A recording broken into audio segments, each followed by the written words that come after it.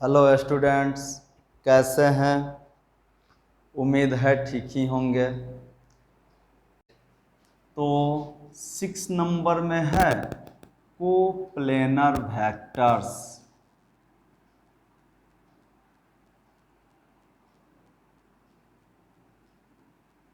Plane, coplanar, ये दो शब्दों से मिलकर के बनी है। को एंड प्लेनर। को मीन्स होती है सेम और प्लेनर बना है प्लेन से। सेम से बना है को और प्लेन से बना है प्लेनर, अर्थात सेम प्लेन। तो क्या कहता है? Two or more vectors are said to be coplanar if they all lie on same plane. एक ही तल में स्थित सभी सदिशों को एक तलीय कहा जाता है, चाहे वह 2 सदिश हों तब या 10 सदिश हों तब, चाहे जितने भी सदिश हों, अगर वे सब के सब एक ही सेम प्लेन में लाई करते हैं, एग्जिस्ट करते हैं, तो उन्हें हम कोप्लेनर वेक्टर्स कहते हैं। एक ही तल में स्थित सदिशों को एक तलीय सदिश कहा जाता है। एक ही तल में स्थित सदिशों को एक तलीय सदिश कहा जाता है। अब जनरली आप देख सकते हैं ये बोर्ड, ये जो बोर्ड है, व्हाइट बोर्ड है, ये एक प्लेन है। आपके घर की दीवार, सीलिंग, फर्श, सामने की दीवार, कॉपी का जो पेज होता है वह भी एक तल है। जिस घर में आप रहते हैं उसका फर्श भी एक तल है। तो बाबू, तल को एक पैरेलेलोग्राम अर्थात समांतर चतुर्भुज से सूचित किया जाता है। जब भी तल को सूचित करनी हो, कॉपी पर एक तल बनानी हो, तल का निर्माण करना हो, तो क्या करेंगे? एक समांतर चतुर्भुज का फॉर्मेशन करेंगे, निर्माण करेंगे। जैसे ये एक समांतर चतुर्भुज है। अब इसमें कोई वेक्टर ए है, ये बी है, ये सी है, ये डी है। अब इसकी लंबाई और दिशा से कोई लेना देना नहीं है, कुछ लेना देना नहीं है। चाहे वह किसी दिशा में हो, चाहे उनका परिमाण क्या हो, मैग्नीट्यूड कुछ भी हो सकता है, डायरेक्शन कुछ भी हो सकता है, लेकिन वे सब एक ही प्लेन में अगर स्थित हैं तो उनको हम कोप्लेनर कहते हैं। Clear? Two or more vectors are said to be coplanar if they all lie in same plane. 2 या 2 से अधिक सदिश एक तलीय तब कहलाते हैं जब वे सभी एक ही तल में स्थित हों। यानी कि आपके कॉपी के पेज में जितने सारे वेक्टर्स बना दिए जाएं, चाहे वह पैरेलल हों या इक्वल हों या एंटी पैरेलल हों या फिर निगेटिव हों एक दूसरे के, इससे कुछ लेना देना नहीं है। डायरेक्शन क्या है, मैग्नीट्यूड क्या है, कुछ लेना देना नहीं है। Nothing to do with the directions and magnitudes, only they must lie in same plane. Clear? तो क्या है? 2 or more vectors are said to be coplanar if they all lie in same plane. एक ही तल में स्थित सदिशों को एक तलीय सदिश कहा जाता है। अगली बारी है, ये 6 नंबर हुआ। 7 नंबर में है को इनिशियल वेक्टर्स।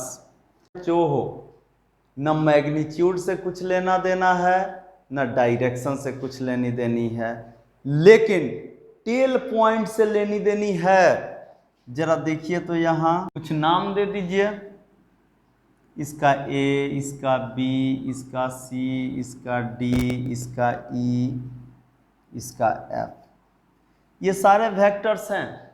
सबके हेड अलग अलग हैं, लेकिन सबके टेल एक ही पॉइंट पर स्थित हैं। यानी कि 2 या 2 से अधिक सदिश को इनिशियल यानी कि सहप्रारंभिक सदिश तब कहे जाते हैं या कहलाते हैं जब उनके टेल पॉइंट्स पूंछ बिंदु एक ही जगह स्थित हो।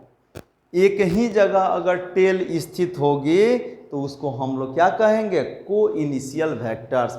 जैसा कि आप देख सकते हैं चित्र में, vector A, vector B, vector C, vector D, vector E, vector F, ये सारे 6 वेक्टर्स हैं। लेकिन एक विशेषता है इनमें, मैग्नीट्यूड चाहे जो हो, कोई छोटा होगा कोई बड़ा होगा, कोई पूरब होगा कोई पश्चिम होगा, कोई उत्तर होगा कोई दक्षिण होगा, कोई ऊपर होगा कोई नीचे होगा, कोई दाएं होगा कोई बाएं होगा, कोई आगे होगा कोई पीछे होगा। No doubt, nothing to do, कुछ नहीं करना है, सिर्फ उनका टेल देखना है। सबका टेल अगर एक ही जगह स्थित है तो उसे हम लोग क्या कहते हैं, को इनिशियल वेक्टर, सह प्रारंभिक सदिश। अर्थात प्रारंभिक बिंदु टेल पॉइंट्स अगर सेम हो तो वे सारे वेक्टर्स क्या कहलाते हैं, को इनिशियल वेक्टर्स। उम्मीद है क्लियर होगा। अब अगली बारी है लोकलाइज्ड वेक्टर की।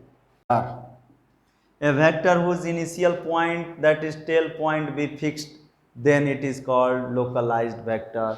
वैसा सदिश जिसकी प्रारंभिक बिंदु या पूंछ बिंदु नियत हो, नियत बिंदु पर हो, उसे ही हम स्थानीयकृत सदिश कहते हैं।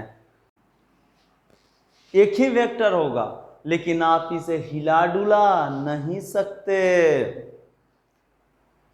जो जहां पे है वहीं पे रहेगी, आप उसके पोजीशन को चेंज नहीं कर सकते, तब उसे क्या कहेंगे, लोकलाइज्ड।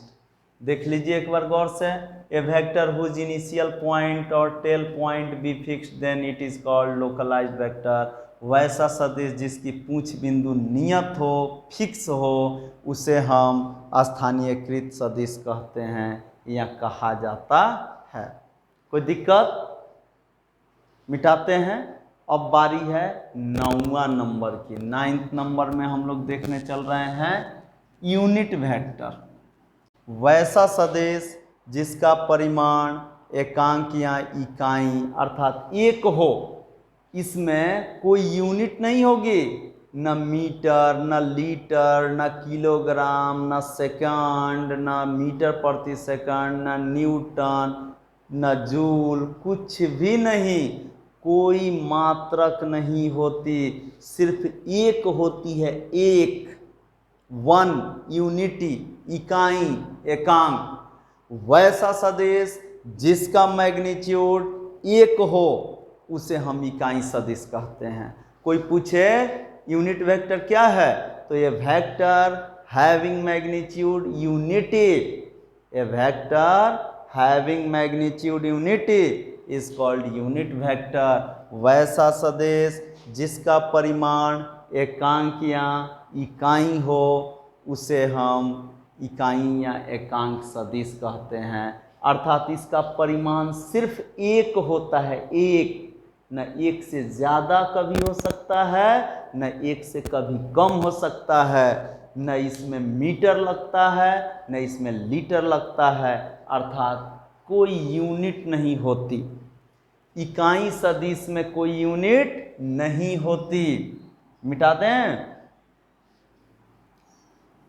अब ये तो विशेष इकाई हो गई ना, इकाई सदिश तो विशेष हो गई जिसका मैग्नीट्यूड आप कहते हैं वेक्टर ए, तो आप ये नहीं कह सकते कि उसकी मात्रा कितनी है, उसका परिमाण कितना है। लेकिन अगर आप कहते हैं कि यह यूनिट वेक्टर है तो दिशा चाहे जो हो जाए, परिमाण जब होगी तो एक ही होगी। तो इसे थोड़ा विशेष रूप से सूचित किया जाता है। कैसे सूचित किया जाता है, तो देखिए, it is denoted by a letter of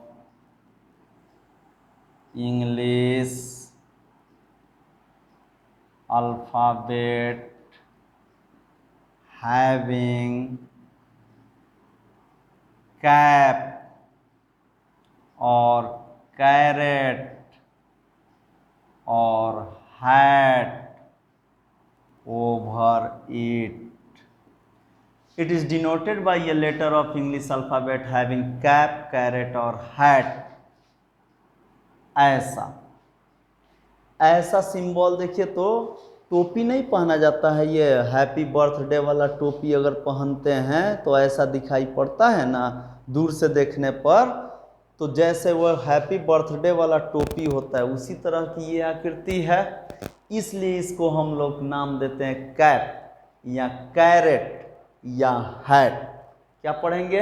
cap, carat या हैट। जैसे देखिए इसको क्या पढ़ेंगे? एक कैप। इसको क्या पढ़ेंगे? B cap. इसको क्या पढ़ेंगे? सी कैप या कैरेट या हैट। कैप कहिए, कैरेट कहिए या हैट कहिए, कोई फर्क पड़ने वाला नहीं है। यानी कि इसका मतलब हो गया, एक कैप का मतलब unit vector along vector A, सदिश ए की दिशा में इकाई सदिश। सदिश में है कोई सदिश अगर बात करें तो उसमें परिमाण भी होती है और दिशा भी होती है। परिमाण कितनी होगी ये नहीं बता सकते हैं आप। 2 मीटर भी हो सकती है, 200 मीटर भी हो सकती है, 2 किलोमीटर भी हो सकती है, 2000 किलोमीटर भी हो सकती है। लेकिन अगर यूनिट वेक्टर है तो उसका मैग्नीट्यूड 1 होगी, तो दिशा तो वहीं रहेगी। तो यूनिट वेक्टर अलोंग वेक्टर है, तो इसको क्या कहेंगे? Unit vector along B, unit vector along C. अब आपके मन में सवाल पैदा होगा कि सर ये इसको प्राप्त कैसे करेंगे, यूनिट वेक्टर को कैसे प्राप्त किया जाए? तो बाबू यूनिट वेक्टर को प्राप्त करने के लिए जब किसी सदिश में, ध्यान से सुनेंगे, जब किसी सदिश में उसके परिमाण से, मैग्नीट्यूड से भाग दी जाती है तो इकाई सदिश प्राप्त होती है। अर्थात एक कैप बराबर आप लिख सकते हैं vector A by its magnitude. यानी कि when we divide a vector by its magnitude we get unit vector. जब किसी सदिश में उसके परिमाण से भाग दी जाती है तो इकाई सदिश की प्राप्ति होती है। आप यहाँ देख सकते हैं एक कैप बराबर क्या है? Vector A divided by magnitude of, इसको मैग्नीट्यूड बोलते हैं। पिछले वीडियो में हम लोगों ने देखा था ना, मैग्नीट्यूड है ये, तो वेक्टर ए का मैग्नीट्यूड। जैसे मान लीजिए वेक्टर ए बराबर दे दिया है 2 मीटर अलोंग ईस्ट। इसका मतलब हुआ ये 2 मीटर जो दिया गया है ये इसका मैग्नीट्यूड है। 2 metre, here 2 metre is magnitude and along east, that is its direction is along east. इसकी दिशा पूरब की ओर है। तो इसमें परिमाण भी है और दिशा भी है। इसमें परिमाण भी है, मैग्नीट्यूड भी है और डायरेक्शन भी है, दिशा भी है। तो कोई पूछे इसकी मैग्नीट्यूड क्या है तो आप क्या कहेंगे? 2 मीटर। यानी कि वेक्टर ए का मैग्नीट्यूड की बात करें तो 2 मीटर लिखेंगे आप, ये नहीं लिखेंगे। ये तो दिशा है। जब भी वेक्टर की बात करें तो उसमें दो चीजें शामिल होती हैं, एक मैग्नीट्यूड और एक डायरेक्शन। और हमें जरूरत किसकी है? तो मैग्नीट्यूड की। तो मैग्नीट्यूड यहाँ क्या है? 2 मीटर इसकी मैग्नीट्यूड है। अब हम निकालना चाहते हैं एक कैप, यानी कि यूनिट वेक्टर। तो आप ही बताइए, 2 मीटर अलोंग ईस्ट, ये वेक्टर है और इसमें भाग भी दे देनी है 2 मीटर से ही। तो क्या बचेगा बउआ? 2 मीटर में 2 मीटर से भाग देने पर सिर्फ 1 बचेगा। 2 से 2 कट गया, मीटर से मीटर कट गई, क्या बचा? Along east. यानी कि एक्चुअली क्या है, वास्तव में क्या है, यूनिट वेक्टर का प्रयोग केवल दिशा को दर्शाने के लिए किया जाता है। एक बात बताइए, 10 में 1 से गुना करेंगे तो क्या फर्क पड़ेगा? कोई फर्क नहीं। 20 में करें तब, 0.5 में करें तब, 1000 में करें तब, 1 लाख में करें तब, कोई फर्क नहीं पड़ेगा। लेकिन दिशा आ जाएगी। जैसे 1 अलोंग ईस्ट आया ना, तब ये इकाई सदिश हो गई। यानी कि किसी भी इकाई सदिश की मैग्नीट्यूड, अगर ये इकाई सदिश है तो इसका मैग्नीट्यूड 1 होगी। अगर बी इकाई सदिश है, बी कैप लिखें तो इसकी भी मैग्नीट्यूड 1 होगी। सी कैप की मैग्नीट्यूड 1, डी कैप की मैग्नीट्यूड 1, ई कैप की मैग्नीट्यूड 1। कोई भी दुनिया का कोई भी इकाई सदिश अगर होगी तो उसका मैग्नीट्यूड 1 ही होगी, डायरेक्शन चाहे जो हो। उम्मीद है समझ में आ गया होगा। अब आते हैं देखने सम स्पेशल यूनिट वेक्टर्स, कुछ विशेष इकाई सदिश। यहाँ क्लियर है ना? When we divide a vector by its magnitude we get unit vector. जब किसी सदिश में उसके परिमाण से भाग दी जाती है तो इकाई सदिश प्राप्त होती है। यहाँ सदिश है, यहाँ इसका परिमाण है, भाग दिया गया, क्या प्राप्त हो गई? इकाई सदिश प्राप्त हो गई। तो मिटाते हैं इसको। कुछ विशेष इकाई सदिश, सम स्पेशल यूनिट वेक्टर्स। बाबू, पूरब, पश्चिम, उत्तर, दक्षिण, ये सब तो दिशाएं हैं। अक्ष जानते हैं? अक्ष 3 होते हैं। परस्पर लंबवत, म्यूचुअल परपेंडिकुलर एक्सेस जो होते हैं वह 3 ही होते हैं, एक्स अक्ष, वाई अक्ष और जेड अक्ष। इन अक्षों को दर्शाने के लिए हम विशेष इकाई सदिशों का प्रयोग करते हैं। ये मान लीजिए एक्स एक्सिस है, ये वाई एक्सिस है और ये जेड एक्सिस है। तो 3 अक्ष एक्स वाई जेड, तो इन 3 अक्षों के अनुदिश यहाँ लेते हैं आई कैप, यहाँ लेते हैं जे कैप, यहाँ लेते हैं k cap. X Y Z I J k, ये 3 अक्ष जो हैं एक्स वाई जेड, उनके दिशा में विशेष इकाई सदिश आई कैप, जे कैप और K cap. X Y Z I J K, मतलब कहीं भी, आज से यह दिमाग में बैठा लीजिए, कहीं भी अगर आई कैप लिखा हुआ हो तो समझ जाइए कि वह एक्स अक्ष की दिशा को निरूपित कर रही है, जे कैप वाई अक्ष की दिशा को निरूपित कर रही है, के कैप जेड अक्ष की दिशा को निरूपित कर रही है। अर्थात एक्स वाई जेड ये 3 अक्ष ही हो सकते हैं, 3 से अधिक परस्पर लंबवत अक्ष भी नहीं होते। इस पूरे पृथ्वी या ब्रह्मांड में 3 ही रेखाएं ऐसी हो सकती हैं जो परस्पर लंबवत हो सकती हैं। 3 से अधिक परस्पर लंबवत रेखाओं की संभावना नहीं है, ये संभव नहीं है। तो जब ये 3 ही होते हैं तो 3 विशेष इकाई सदिश हमने परिभाषित किया, एक्स वाई जेड आई जे के। तो आप इसे ऐसे भी लिख सकते हैं, क्योंकि ये विशेष हैं तो ये लिखिए या आई कैप लिखिए, इसके लिए मान्य है। और वेक्टर में तीर लग गया तो वो इकाई सदिश नहीं होगी, लेकिन आई जे के ऊपर अगर एरो दे दिया जाए या कैप से तो होता ही है इकाई सदिश, कैप से तो इकाई सदिश होती ही है, लेकिन आप इसे वेक्टर भी देख सकते हैं। तो इसको कहते हैं यूनिट वेक्टर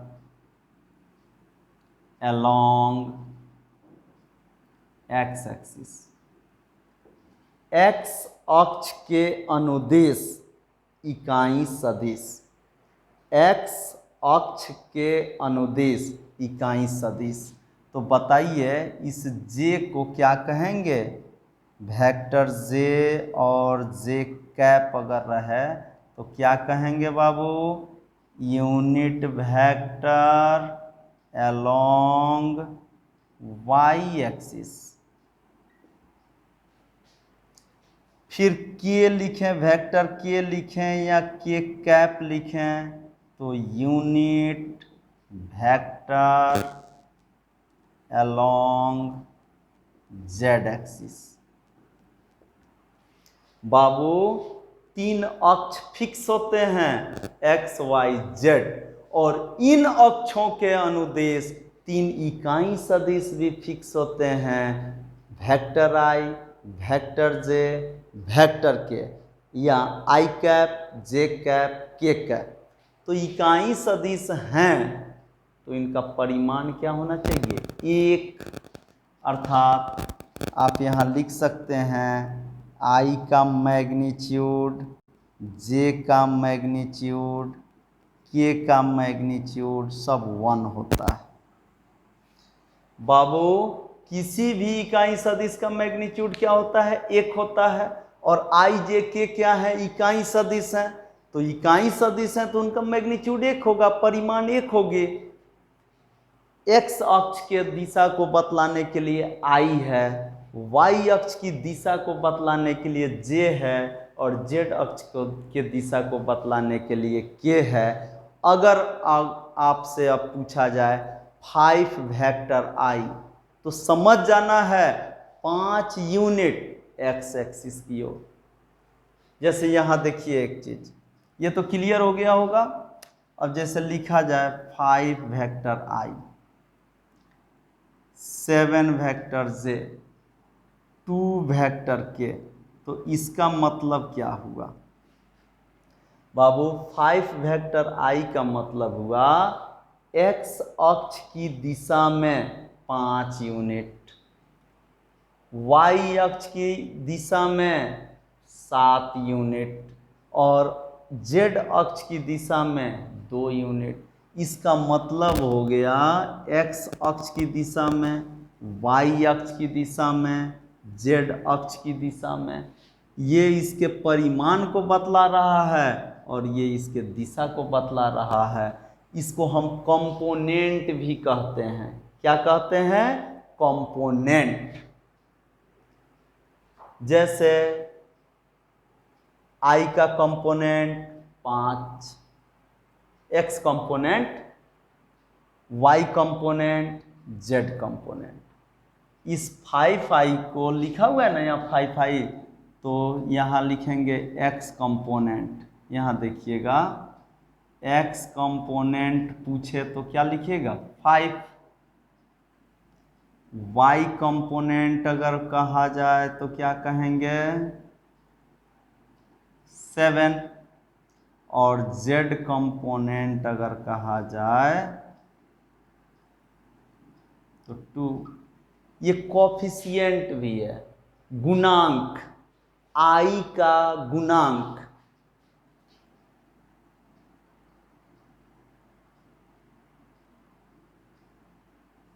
कोफिशिएंट की हिंदी क्या होती है, गुणांक। गुणांक का मतलब गुना का अंक, यानी कि आई का कोफिशिएंट क्या है 5, जे का कोफिशिएंट 7, के का कोफिशिएंट 2, यानी कि आई का गुणांक 5, जे का गुणांक 7, के का गुणांक 2। और इसी गुणांक को हम कंपोनेंट या घटक कहते हैं। कंपोनेंट की हिंदी क्या होती है? घटक होती है। अर्थात x घटक 5, y घटक 7, z घटक 2। अर्थात x अक्ष की दिशा में यह 5 इकाई चला है, y अक्ष की दिशा में यह 7 इकाई चला है, z अक्ष की दिशा में यह 2 इकाई चला है। उम्मीद है क्लियर हो गया होगा कि आई जे के विशेष इकाई सदिश हैं, इनके ऊपर कैप रहे या वेक्टर रहे कोई मतलब नहीं है, क्योंकि ये विशेष हैं। और अगर आई जे के में कुछ गुना हो, किसी अंक से गुना हुआ हो, तो हम उस गुना को यानी कि गुणांक को कंपोनेंट के नाम से जानते हैं। x का कंपोनेंट, y का कंपोनेंट, z का कंपोनेंट, या x component, y component, z component, i का गुणांक x कंपोनेंट, j का गुणांक y कंपोनेंट, k का गुणांक z component. I, j, k are special unit vectors and the coefficients of these unit vectors are called components. The coefficients of these unit vectors are also called component according as the unit vector. If coefficient occurs with I, then it is called x component. With j, then it is called y component. If k, then it is called z component. I, j, k, x, y, z इकाई सदिश। Clear? ठीक है, आज इतना ही। अगला video में हम लोग नेक्स्ट देखेंगे। Thank you.